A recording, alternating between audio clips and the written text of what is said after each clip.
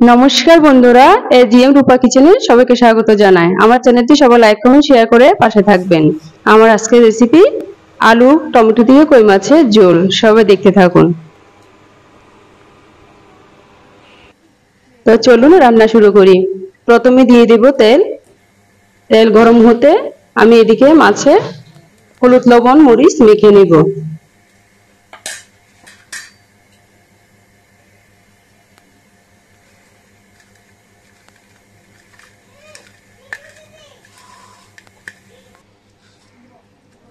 ভালো করে মেখে নেওয়ার পর চলে যাব সোজা মাছ ভাজতে।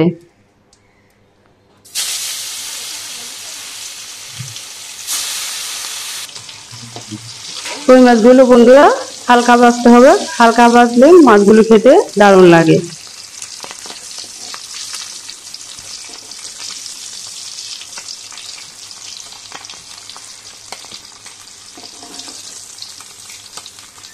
তো হালকা ভেজে তুলে নিলাম।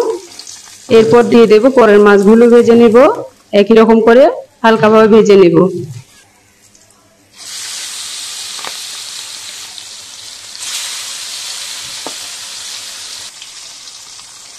এগুলো হয়ে গেল, ভাজা হয়ে গেল আমার, তুলে নেব তেল থেকে।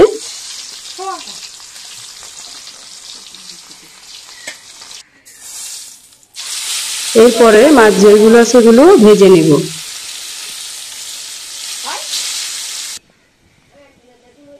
এরপরে সেই তেলে আলুগুলো একটু ভেজে নেব।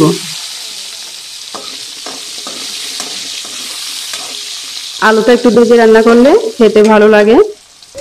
আপনারা চাইলেও ভাজতেও পারেন, না ভাজতেও পারেন। প্রকৃতিটা দেখতে অনেক দারুণ লাগতেছে। আমার তো ভালো লাগে দেখে রান্না করতে। তো আমার আলু ভাজা হয়ে গেল, হালকা ভেজে নিলাম, ভেজে তুলে নিলাম।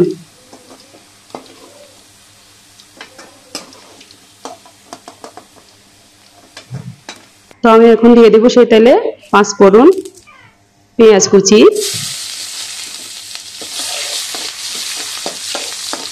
কাঁচামরিচ, দিয়ে দেব পেঁয়াজ বাটা, আদা বাটা, একটু নেড়ে চেড়ে তাতে দিয়ে দেব 1 চা চামচ হলুদ, 1 চা চামচ মরিচ গুঁড়ো, 1 চা চামচ জিরে গুঁড়ো, 1 চা চামচ মশলা গুঁড়ো। আর একটু ভালো করে নেড়ে চেড়ে একটু কষিয়ে নেব। দিয়ে দেব পরিমাণ মতো লবণ, তাতে দিয়ে দেব একটু জল, আর একটু কষিয়ে নেব। তাতে দিয়ে দেব টমেটো,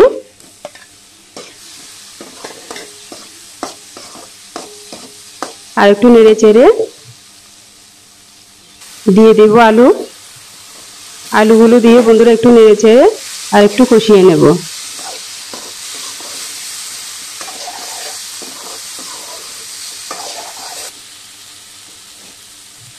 তাতে দিয়ে দিব জল। এই মাছে জল দিলে, বেশি জল দিলে সমস্যা নেই, কারণ এই মাছের ঝোলটাই আসল।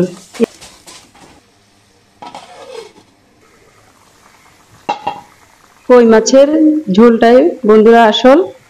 এই মাছের ঝোল খেতে পারলে শরীরের জন্য অনেক ভালো হয়। এখন রান্নায় দিয়ে দিলাম মাছ, একটু নেড়ে চেড়ে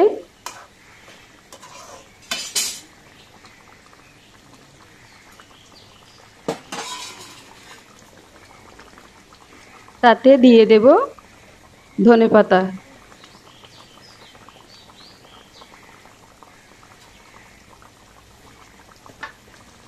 এরপর ঢেকে দিব 5 মিনিট। 5 মিনিট হয়ে গেল বন্ধুরা। তো দেখুন আমার রান্নার কালারটা কত দারুণ আসছে। আর একটু দেব ঢেকে।